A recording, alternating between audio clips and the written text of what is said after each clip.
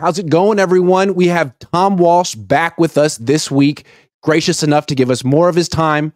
Last week, we really talked about, well, if you don't know who Tom Walsh is, he's a two-time Super Bowl winning offensive coordinator for the Raiders. Let me just get that right out there. He's got hardware. He's got pedigree. Last week, we talked about mostly Kyle Shanahan and Brock Purdy.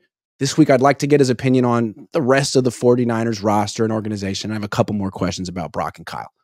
Tom, how are you? Good to see you. Good morning, Grant. Good morning. Doing well. Okay, first question for you. With training camp coming up in about a little less than 2 months, what do the 49ers need to focus on offense and then on defense as a team that's right on the cusp of a Super Bowl? Well, let's talk about offense first, okay? Sure. My chief concern, looking at what they've got with all the talent they have at quarterback, running back, wide receiver, tight end, I would be focused from the offensive side of the ball on making sure, as a play designer, I have pass protection, be it drop back or play action pass protection, that's going to be to ensure that I'm going to afford our quarterback the best protection possible. For example, I go back to 2 years ago in the playoffs against the Eagles, when Kyle had that play action scheme where he brought a backup tight end across the formation, post snap, to block this kid named Hassan Riddick, who at the time probably had 17 and a half sacks and was the leading sacker in the NFL. And you got a guy coming off the edge who's a free rusher, and you got a backup tight end coming across the formation to try to block the guy. I'm sorry.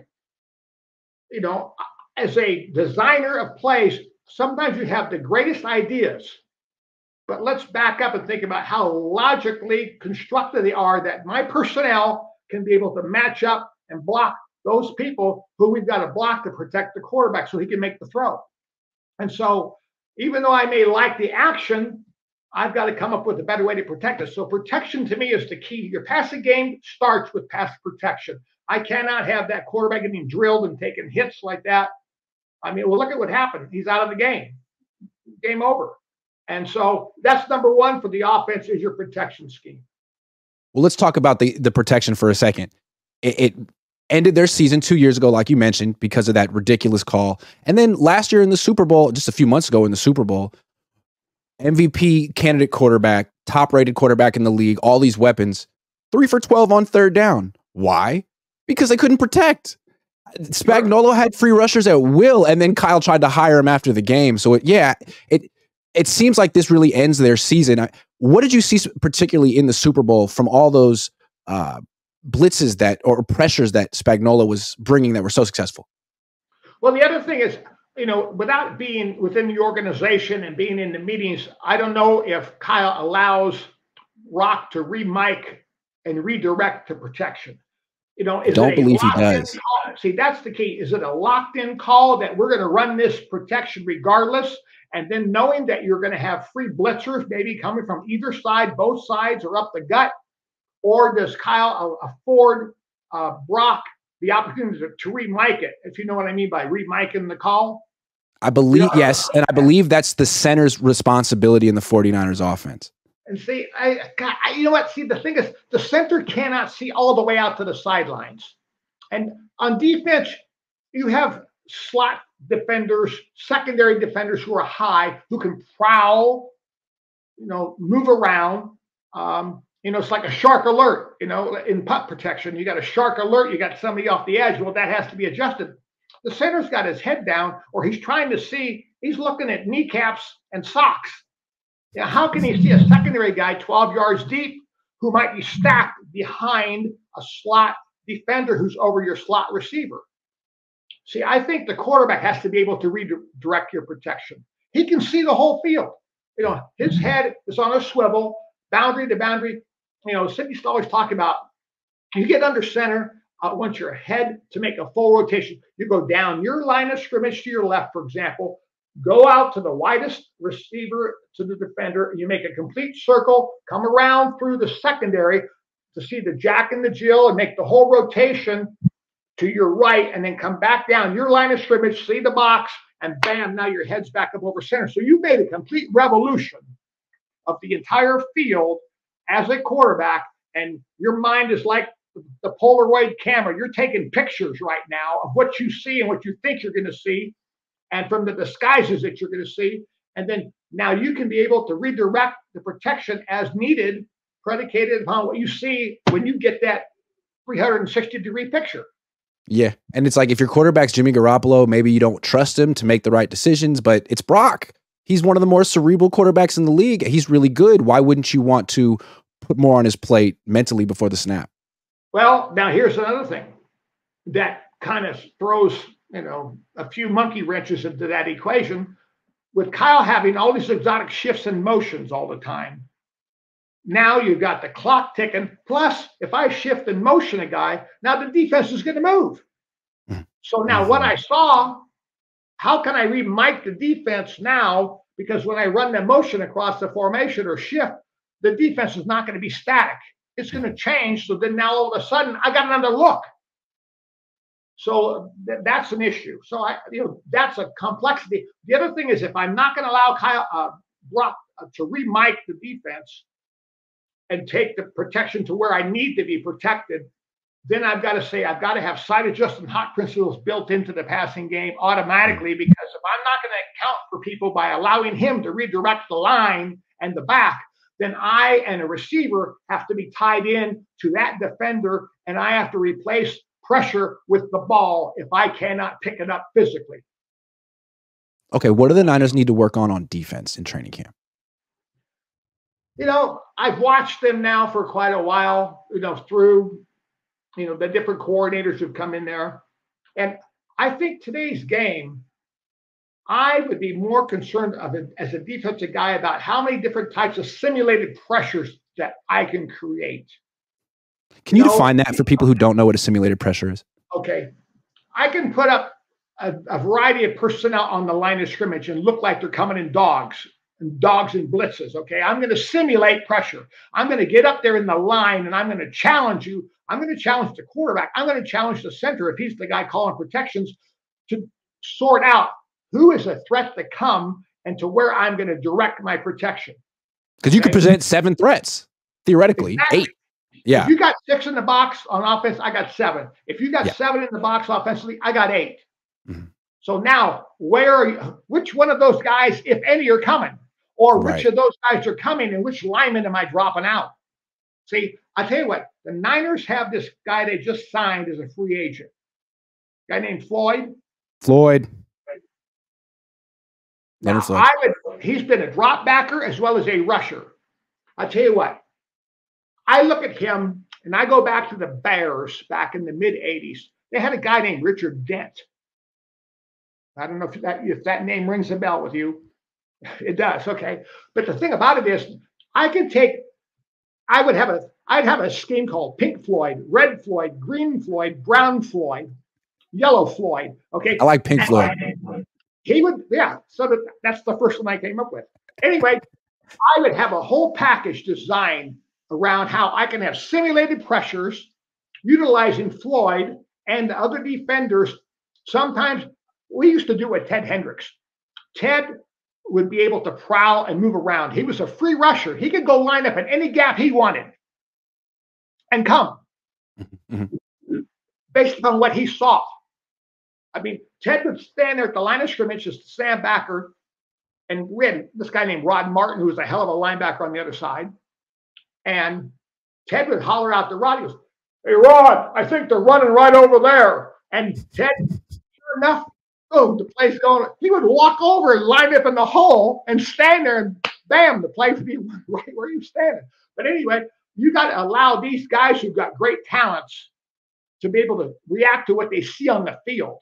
It all cannot be orchestrated from the press box or from the sideline, because these players are getting the feel of the game, and they are logging tendencies and techniques and what they see from the linemen and the tight ends and the backs to give them keys as to what's going on. To your point, though, for years, the 49ers pass rush has been a very straightforward 4-down lineman, not a lot of scheme going on, no pressures, no stunts, just straightforward. I mean, it seems like a little tired. Well, you know what? offenses can handle that. Yeah. Okay.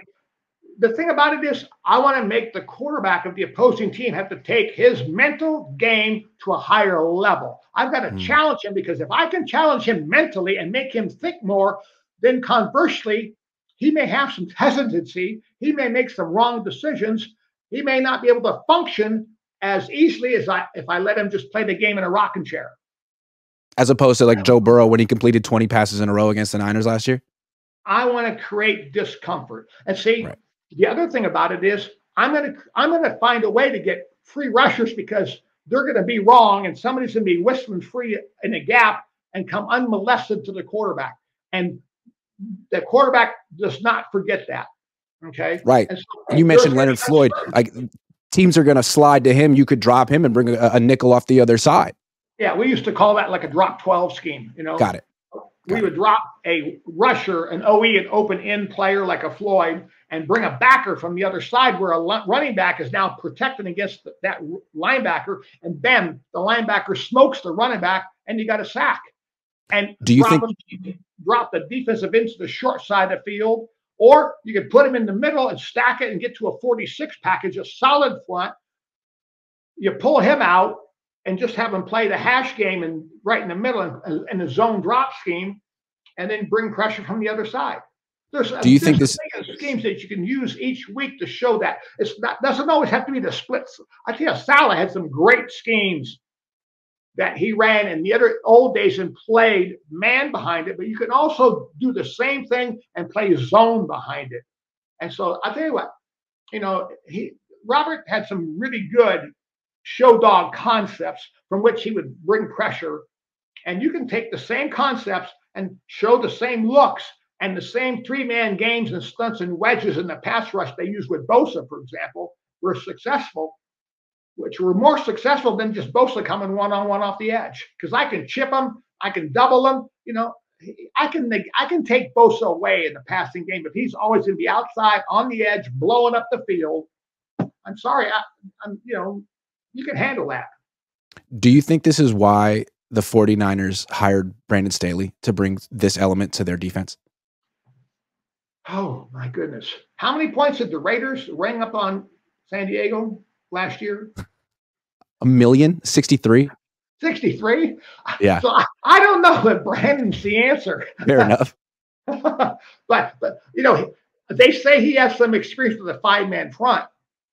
And then you've got to get that defensive tackle y'all signed from Philadelphia and gave him a boatload of money. That guy's got to produce more than he did last year. I'm sorry, that kid's got to, you know, pony up and earn his contract. So now maybe the scheme he ran in, see, that's the other thing, Grant. You go out and you sign this player who you fall in love with the ball club, but if you don't evaluate the scheme in which he's being successful and say, okay, now, do we have that scheme in our system? Are we going to transition him into a similar environment? Are we going to ask him to do something totally different than what he did in Philadelphia, where he was successful in All-Pro? So now I bring the guy in and I don't utilize the same schemes, packages, or whatever that made him successful. And then the guy's like an ordinary Joe. Well, you know what?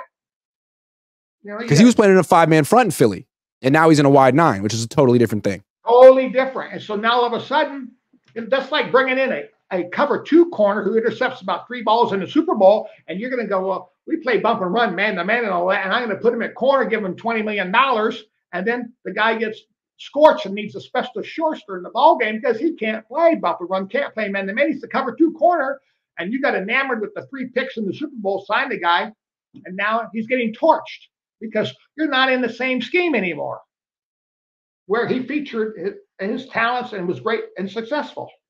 All right, let's switch gears. Who is the 49ers' best player on offense? They have a lot of good ones. They do have a lot of good ones. The problem is, what constitutes the best player? Okay. From their current structure, you know, McCaffrey has to have that mantra because he can run the ball. He does block a little bit in the passing game when he has to. And then the other thing is that he can also detach himself from the backfield, line up as a receiver, run dodge routes, choice routes, and all that kind of stuff, and get open and make plays down the field. So he has all the tools, and the Niners are very intent on featuring him. So I would say, based upon the usage that is assigned to him in the game plan and by design, they must think of him as their most valuable weapon. He's like, that Swiss Army knife kind of guy who can do it all. And you hope that a running back of his size, he's not in stature, he's very well built for his size, but you just hope that he can hold up under the amount of hits and the punishment that he's going to take physically because of all the contact and the plays in which he's in the ball game. In the playoffs, he was both their leading rusher and their leading receiver in terms of catches. If you were the 49ers play caller, would you feature him as aggressively as Kyle Shanahan does, or would you maybe spread the ball around a little bit more? Grant, it's very hard to have your running back be your leading receiver as well. Because you know what? When you're throwing him 5-yard passes, dodge routes, angle routes, Texas routes, and all that, the defense is going to make the tackle on him. You might be, theoretically, you think you're moving the sticks and all that, but where's your big play element? Somewhere along the line, you got to go over the top. You cannot think that I can have 12 and 13 play drives and matriculate the length of the field drive after drive after drive. There are so many things that preclude you from being able to score. Number one, you get a sack in a offensive drive, your opportunities to score just drop down to less than 1 in 14, so less than 7%. If I get a penalty for holding or whatever, I may lose the yardage, but the difference in the sack is, as opposed to the penalty, in the penalty, I get my down over. In sack, I lose the down. See, that's what people don't understand. That's why, to me, a sack is worse than a penalty, because in the penalty, I get the down over. I may have more yards to make, but I got another down. In a sack, I lose the yardage and I lost the down. And so my odds of scoring just go right down the toilet. And so, but yeah, it's in this day and age with the way the defense is playing, the way the game's structured and everything, how many teams can score on 13, 14 play drives? You got to. And realistically, like McCaffrey, he runs those little short routes, but half of his catches are checkdowns. I mean, those aren't beating you. Correct. And I remember years ago we had a head coach who was watching cut-ups one day and sitting there, and we had this running back named Marcus Allen, and the coach goes, "Oh my God, I can see where this guy could catch 100 passes a season." And we had this owner, a guy named Al Davis, and he says, "If that's what your goal is, we ain't going to win a lot of ball games with that running back catching 100 balls." Yeah. That's not. We're not going to be an explosive offense. No. Even though he's a great player, but everything's played in front of the defense, not over the top and beyond and behind the defense. Okay. Who is the 49ers' best player on defense? Oh, my goodness.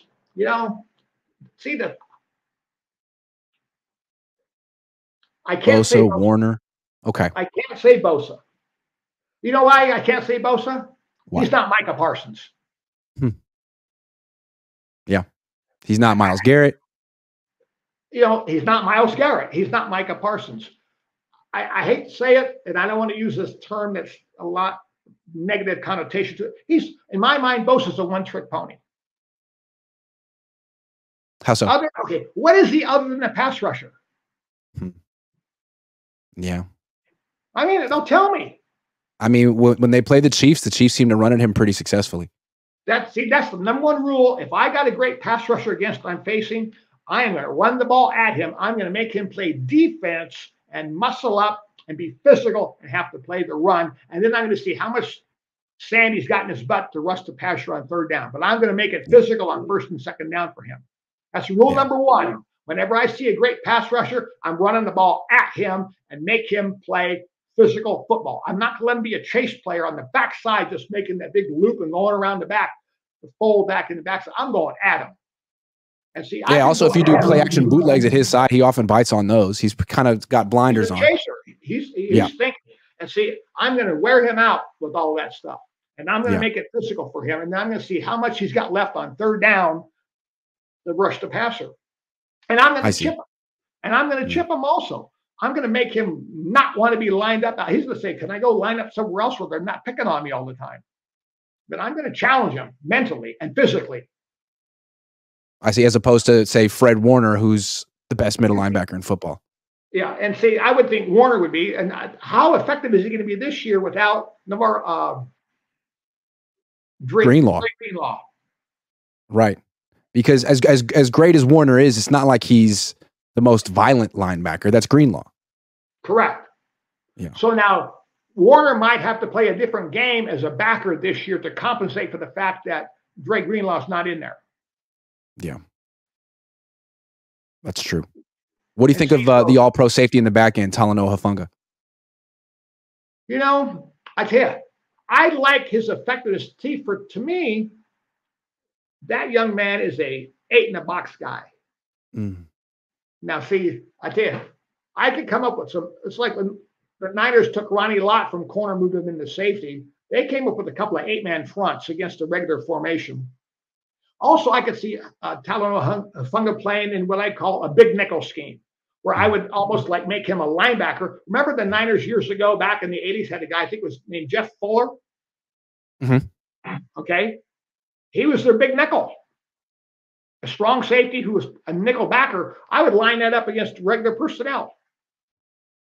Go to a nickel scheme rather than your base and now have a better athlete play him in a stacked position where he's protected and covered, but use his athleticism, his coverage ability, as well as his speed, and run a big nickel package with him. I remember Eric Mangini did that with Jaquiski Tartt when he was a rookie. About 10 years ago. Anyway, I like that. I got another question for you. What is the Niners' biggest weakness on offense? We talked earlier about pass protection. Is it just the offensive line in general, or is it bigger than that? Well, let's say this, it's your schemes and your rules and what you ask your players to do that is outside their skill set, where you put them and you expose them. It's like blocking the Hassan Riddick kind of guy. Mm-hmm. Not only you have a player who's not capable of doing it. I mean, how many guys in the league can come across in motion on a play action and block Hassan Riddick? Let alone, I don't even think Kittle could. Oh, Kittle tried a play action pass later on where he got beat on a similar scheme where he also was on the right side trying to block somebody, and the guy went whistled up the field by him. So I saw that later in the game. Right. And so my concern is what you as a coach create in your Tuesday night, 11:30 at midnight, brainstorm that, doesn't hold water. Let's be realistic.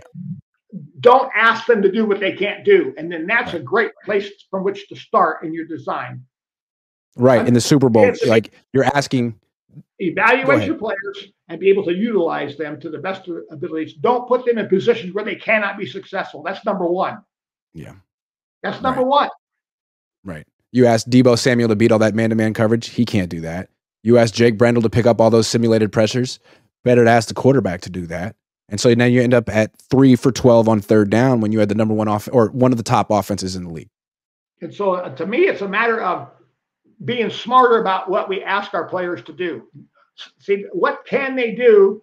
And then your Einstein ideas and all these great schemes that you've got percolating in your brain, put them in the file cabinet, save them for a day when you may have the personnel that you think might be able to execute it and do what these guys can do. And you're going to be much more successful. You're going to eliminate, number one is I want to eliminate the negative play. And how do you eliminate negative plays? By not designing plays with, schemes that don't fit my personnel. Okay, what is the Niners' biggest weakness on defense? Last year, they really struggled to stop the run, especially in that first half of the NFC Championship game against Detroit. I know. I was shocked.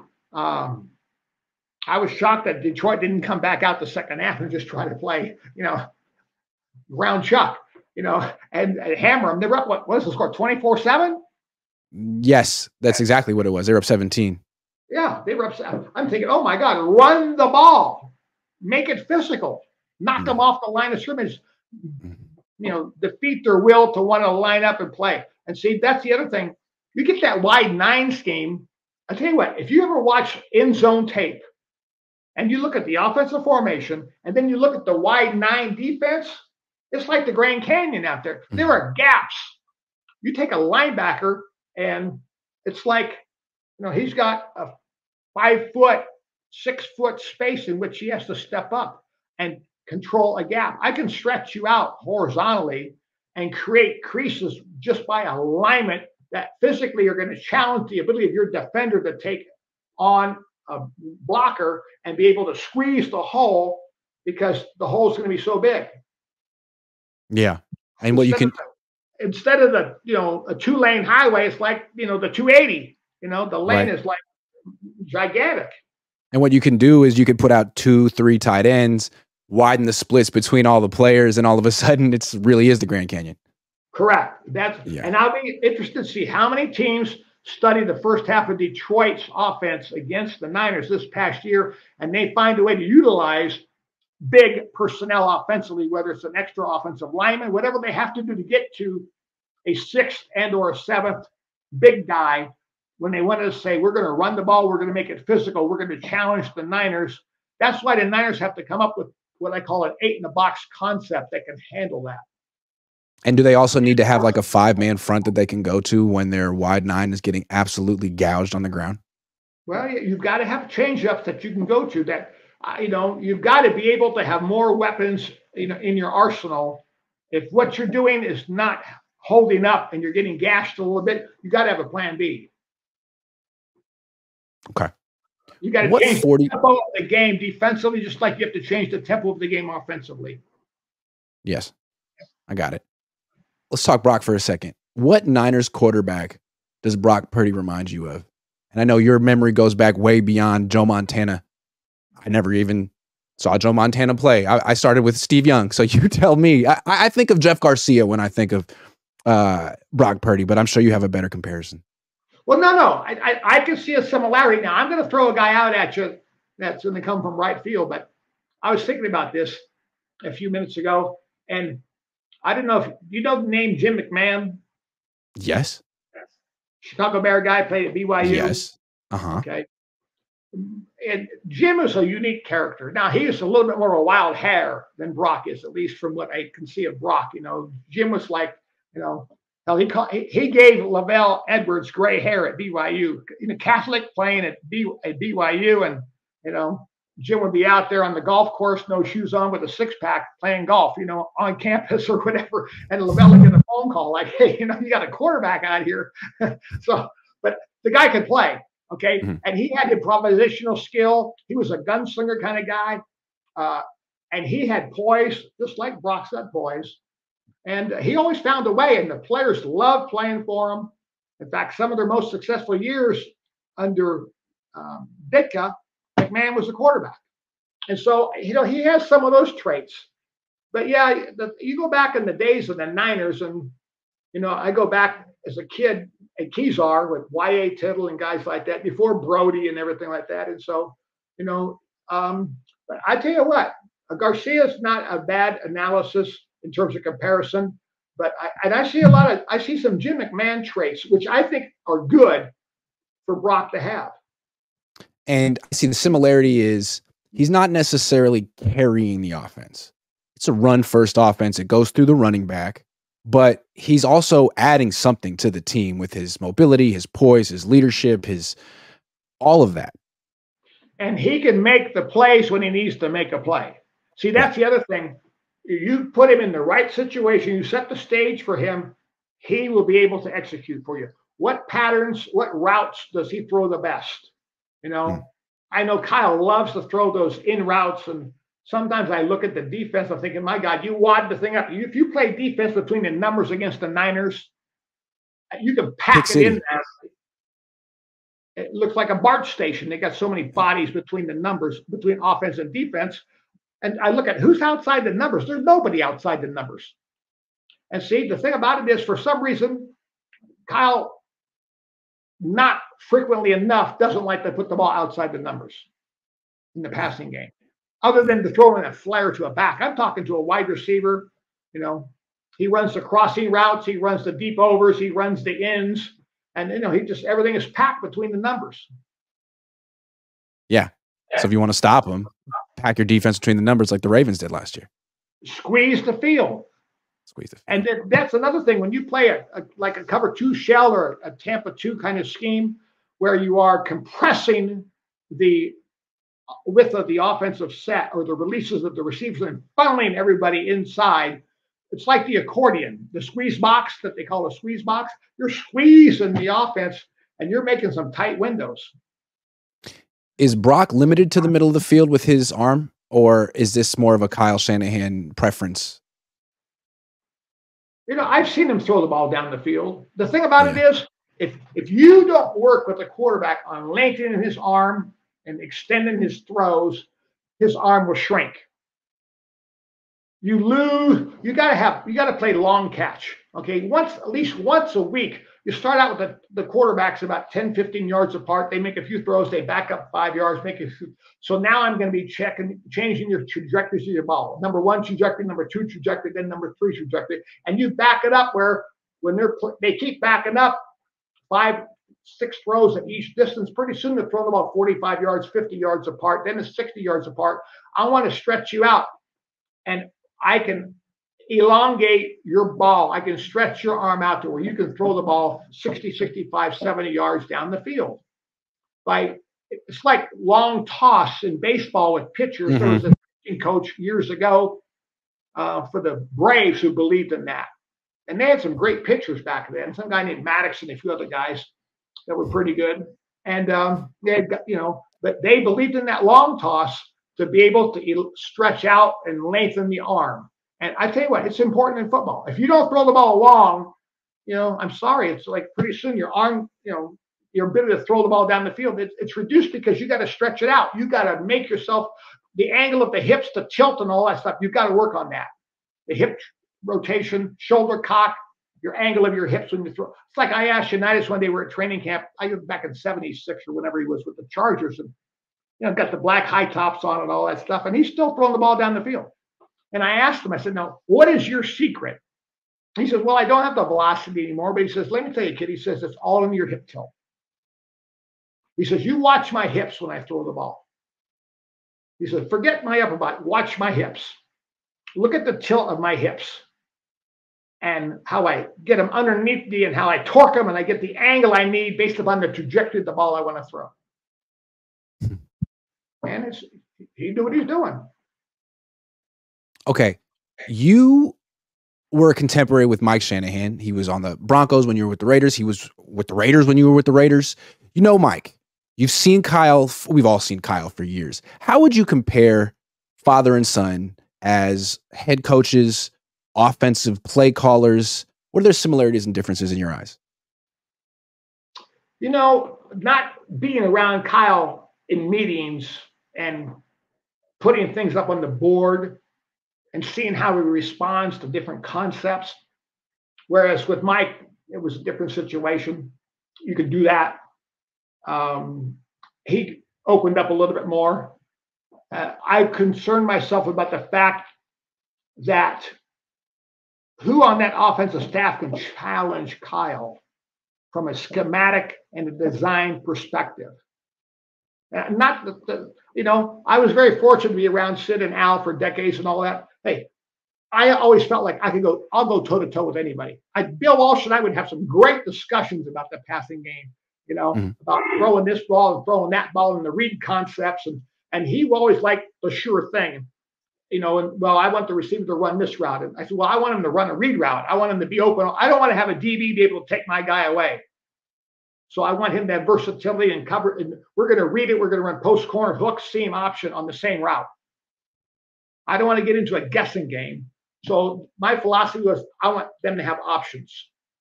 And that's different than a lot of guys don't believe in that. And I thought, you work with the quarterback, you work with the receivers. We had Timmy Brown was phenomenal at being able to diagnose coverage. Hofstetter was a Rhodes Scholar playing quarterback for us. Okay. Plunkett had great savvy. Mark Wilson, they all are bright guys. And so, that's the difference between the two.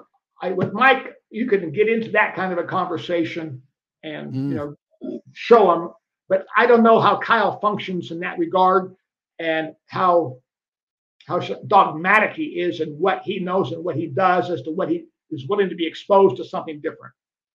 Well, it strikes me that the coaches on his staff are mostly younger than him, and people who he has sort of mentored, people that he has sort of taught how to coach.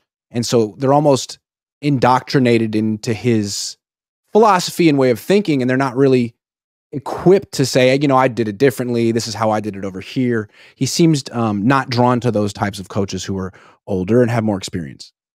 Well, the other thing is, I've always come from the school of thought that I don't want to be the smartest guy in the room. I want somebody else who can bring me new thought, new creativity, new design, and how can we integrate it into what we're doing? How can we, you've got to be innovators, not imitators. And so you want innovation, you want creativity, you want dynamic design, you want people who can bring you that energy. And you just can't. How many different concepts will Kyle be able to come up with that might be different than what he already is doing? Because of, where do you come up with the next invention, next creativity, as opposed to having interjection from somebody outside the organization who sees things with a different prism, a different perspective than you do? I'm sure he leans on his dad when he can, but how candid is your dad really going to be? When you were a play caller, how did you go about bringing in someone to the organization that you were comfortable enough with that you could ask them to be candid and hear it, but also not be threatened by them? Well, the thing about it is, I used to we bring in quarterbacks for free agency and all that. I put them up on the board. Like when we signed Hostetler years ago, I put him up on the board. I said, what do you like? What did you do in New York that you like? What do you know? What are your best plays? If you were to call your own offense, what personnel grouping, what pattern, what are you going to put on the board? And I'd have him draw it up. And he'd tell me, okay, versus this coverage, I'm doing this, versus this coverage, I'm doing that. I said, great. I said, you know what? I'm sticking this in the offense. I may call it differently than what you had it in New York, but I want you to have a foundation. I want you to have a basis from which you can operate in addition to our system, but I want you to have some familiarity. I would put them on the board, and then we would integrate it. Players, hell, they used to call our plays. The quarterbacks would call the plays, not the coaches, for years. And see, I think the biggest mistake in today's game, and all you guys who grew up in the video generation, too many quarterbacks are only expected to be what I call a joystick quarterback. Y'all know what a joystick is, correct? Yeah. And you're playing the video game and you're moving it around and all. No, I don't want a joystick quarterback. Right. Okay. I want a guy who can think. I want a guy who's got creativity. I did the same thing with Aaron Brooks when we brought him in from the Saints. Okay, what do you like? Put it up on the board. See what you got. If you can call a play, what are you going to throw? What's the formation? What's your protection? How are you going to handle it? Where's the ball going? Bam. It may call it different verbiage, but I want you to have a feeling of confidence that you have some connectivity. You have a vested interest in what we're doing offensively. You're not just a joystick quarterback operating what somebody else tells you to do. That's like your Jimmy Garoppolo deal on the sideline a couple of years ago. What were the famous words that he mouthed coming off the field to Kyle? Your plays freaking suck, man. I think that was sort of what it was. That tells me something right there. When your quarterback says that to you, that tells me he does not have a vested interest in the success of the offense, because he is just operating what you tell him to do. He's not operating what he wants and what he likes. He is your joystick quarterback. Right. Sorry. And Kyle's sort of operating the game as if it's Madden and there's a quarterback on the field, but he's really in control of every little thing. I don't want that. Yeah. I'm sorry. Because he can't be perfect and he's not on the field.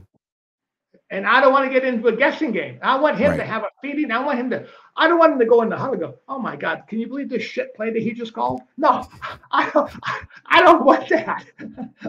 It's not good. Sorry. No. You want something that he's invested in. Yeah, you got 10 other guys. I like this play. We got this play's got no chance of going anywhere because the quarterback's already crapping on it. I don't want that. All right, let me ask you about another Raiders coach. John Gruden was the guy who gave Kyle Shanahan his start in the NFL. Kyle was a quality control coach for Gruden in Tampa. Would you consider Gruden more of a Raiders style coach or a 49er style coach in terms of offensive philosophy, even though he was a Raiders coach? John he sat at the door outside the Niners years ago when he was fetching coffee and getting dry cleaning and filling up the cars with gas and all that. That's where he learned offense. Okay, then he went to Green Bay, Philadelphia, and all that stuff. That's not Raider football. That's Bill's West Coast package. That scheme has its worth.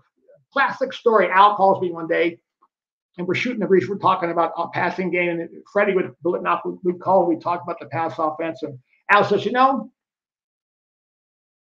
I spend millions of dollars to build this great facility. We got all this grass. We got all these fields. And he says, this guy's pass offense, he says, we can run his pass offense in my backyard in Piedmont. He's got 25 patterns where the ball doesn't go more than 5 yards down the field. That's probably a nice backyard, though.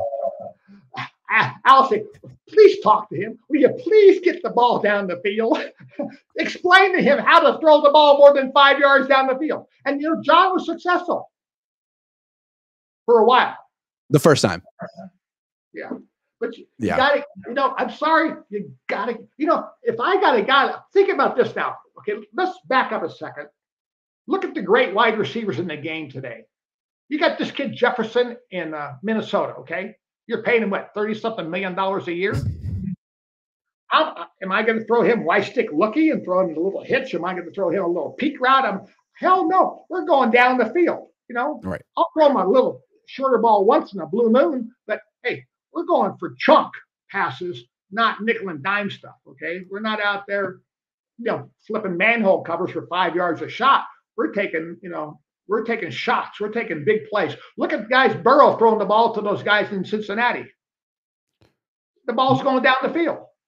When you see play callers who are sort of obsessed with the short pass, do you see a guy who's a bit of a control freak?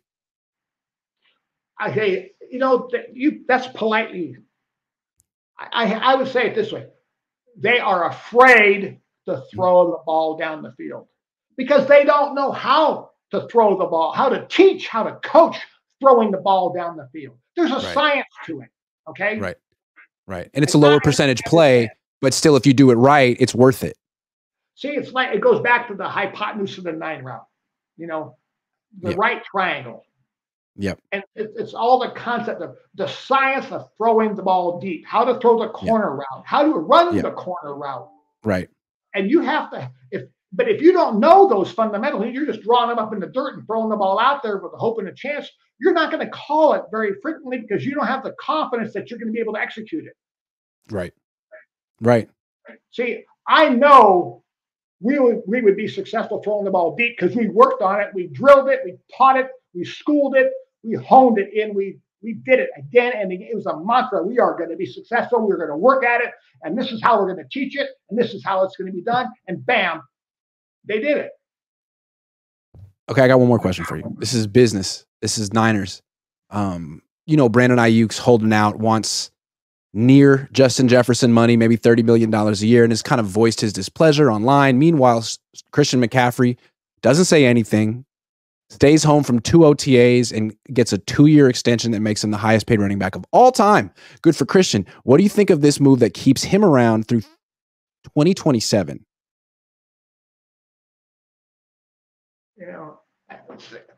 Okay, let me put it this way. I worry about the expiration date on a running back, just like when you go shopping at the store and you buy yogurt or whatever, and you look at the expiration date on for the yogurt, and it has a date on it. The expiration dates on running backs in the NFL shorter than any other position in the league. Mm. Now, the thing conversely, Kyle and John Lynch are looking at McCaffrey and they're looking at the percentage of touches that he gets, the amount of yards that he contributes and all that. They may think that they're going to get as much mileage out of him. They pay him that much money. He's going to be a workhorse. Passing game, run game. He's going to touch the ball 25 times a game. But then also think about this. How many other hits is he going to take when he's not touching the ball? If he's blocking on play action pass, if he's, whatever if he's blocking on a running play, so he's going to have contact. He's on the field, what, 52 plays a game? Sure. Yes. How many of those plays a game is he getting hit? So next to the offensive lineman, and the tight end, he probably has more contact at his position than any other player on the field. And he's 200 pounds. And he's 203 or whatever. So, and then I look at Brandon Ayuk, and I've told people this before, based upon the Niners' philosophy offensively, the poor kid's being wasted. I mean, I went to school with Mike Martz. We grew up together in college and all that, and his success at the Rams and the greatest show on turf. And I look at Brandon Ayuk, and I'd say, if I'm the Niners, I would have called Buffalo on the phone and said, I got this guy, the wide receiver, that would be a hell of a fit for this guy, Josh Allen. You got a quarterback. I would have got more for him in trade with personnel, draft picks, and/or players and salary cap relief than I will get by keeping him on my ball club, either having to pay him over what he's going to be utilized, or he's going to be a malcontent on the roster because he's got an axe to grind because he's being shunned and being, looked down upon in terms of his valuation as a player. I would have gained more. It was like addition by subtraction if I would have traded him. Let me ask you this. It seems like the Niners may think that they can get Brandon Ayuk to play out the 5th-year option on his contract, that they can sort of dig in with their offer, and if he doesn't go for it, that he'll play out for $14 million. As a coach, what does that really look like when one of your best players is quote unquote disgruntled and unhappy with the front office? Like, what does that do to a locker room? Well, it causes some issues because everybody knows what's going on, even if Brandon doesn't say a word. And the thing about it is, a player, if it's happening to Brandon Ayuk, when is it going to happen to me? See, the thing about it, you got to understand, it's not just about Brandon. Players are looking at it and saying, this guy's a hell of a, they know how good he is. And they're thinking, this guy is being underutilized and underpaid. And the Niners front office is digging their heels into the ground. So when is my turn going to come where I'm going to be in the same boat myself? So you've got that looming large in the locker room without even Brandon saying a word. And the Niners are kind of playing both sides, right? They're like, hey, Brandon, sacrifice, take some fewer targets, be a team player, block. And then when they go to the negotiating table, it's like, well, you didn't have as many catches as Justin Jefferson. Well, wait a second. You told me to sacrifice. And I did. Look at the ratio of attempts where the ball is thrown to where he can catch it, how many balls he catches, yards that, what kind of stats that he accumulates. But I tell you, a guy like that, he's got to get 9, 10 targets minimum per game. But do you throw the ball enough? No. You got Samuel, you got Kittle, you got McCaffrey, you got Jawan Jennings, you got Ayuk. Pearsall, all of a sudden. Oh, yeah. When you say Pearsall, I keep thinking of Jimmy Pearsall, the baseball player in the old days who ran the bases backwards one time. Okay. Okay. So my brain has not wrapped around this kid as a wide receiver yet. I still think about the guy running the bases backwards, And so, but anyway, I know you're not a fortune teller, but how do you see this working out with Ayuk? I mean, it's ridiculous. Everywhere I go, like my barber, they're like, so what's going on with Ayuk? I'm like, I have no idea. Okay, let me say this. Do the Niners even know? No. No. Does Ayuk know? No, absolutely not. No, they don't. No. See, and that's not a healthy environment. Right. I don't want to go to camp with Super Bowl aspirations again with a starting player who's disgruntled, unhappy, How excited is he going to be to trot out there every day to be the best he can be when he knows he's getting, shivved by the organization? It's a bad way to start your campaign towards the Super Bowl victory this year. Especially when it's a starting player. I mean, I'm sorry. It's that, you need a sports therapist and analyst to be able to handle that. And that's, Now, Cincinnati's dealing with something similar with Jamar Chase. Dallas is dealing with something similar with CeeDee Lamb, but it's not good for any of those three teams. And it's always the thinking wide receivers. It always is the wide receivers. You know what? Throw the guy 3 bombs a game, and he'll be happy. If he has if he averages 17, 18 yards a catch, and he's got, say, in a 17-game season, he's got 12, 13 touchdowns, and he's got big plays, and he's on Sports Center highlights and all that, he'll be happy. Give him the ball down the field, okay? Let him strut his stuff. Let him use his talents. Let him show what he can do, and feature him once in a while. I mean, throw the kid a crumb. My God. Yeah, I mean, you called plays for Tim Brown. I'm looking at Tim Brown. I mean, he had 142 targets, 148 targets, 146 targets. I mean, it seemed like he got him the ball. You got to get him the ball. Got to get him the ball. Anyway. You know, I go back and look at Cliff Branch. 3 Super Bowls, 3 Super Bowl wins.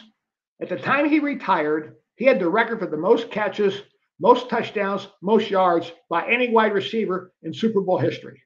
Wow. I remember one season with Cliff, he averaged 24 yards plus a catch. Wow. Yeah. 24. That's pretty good. Go look it up. Google. You got Google it. Yeah. I'll Google it. I'll use the Google machine. No, but seriously, 24 yards a catch. Hell, we went through a whole season. Every one of our receivers averaged over 17 yards a catch. Jeez. I'm serious. You never see that anymore. Oh, but we used to have a saying, Al, I used to kid, he says, you got to have brass balls, not glass balls, okay? When you're calling plays. It's too bad Al and Bill are gone. They would have been a lot of fun on YouTube. Can you imagine? Al Davis. I still remember streaming from home in Piedmont. I remember the stories though about Bill coming to Al wanting $10,000 more to coach the running backs, and Al said, "Sorry, it ain't in the cards." What was that like in this? How long ago was that? 60s. Yeah. Jeez. Well, Tom, this has been phenomenal. Hopefully, we can do it again soon. Thank you. I appreciate it. It's fun. It's just it's just. I don't know how your audience reacts to it and all that, but I tell you, there's just so much about the game that goes back for so many years. It's just, it's just phenomenal, and the talent of the players and how the game has evolved in some regards, and how the league has changed. The dynamics and the focus on the league is totally different than it used to be. Valuation of franchises seems to be now the driving factor in football. I mean, hell, we're playing games every day of the week, but maybe one day. It used to be, we got 9 teams this coming season who are going to be playing games on 3 days rest. Hell, we're the damn CFL. Ooh. But they really care about the players' well-being, Tom. Yeah. Just keep bringing the cash register. Yeah. Oof. Tom, we'll talk soon. Thank you so much. Thank you, Grant. Have a good day.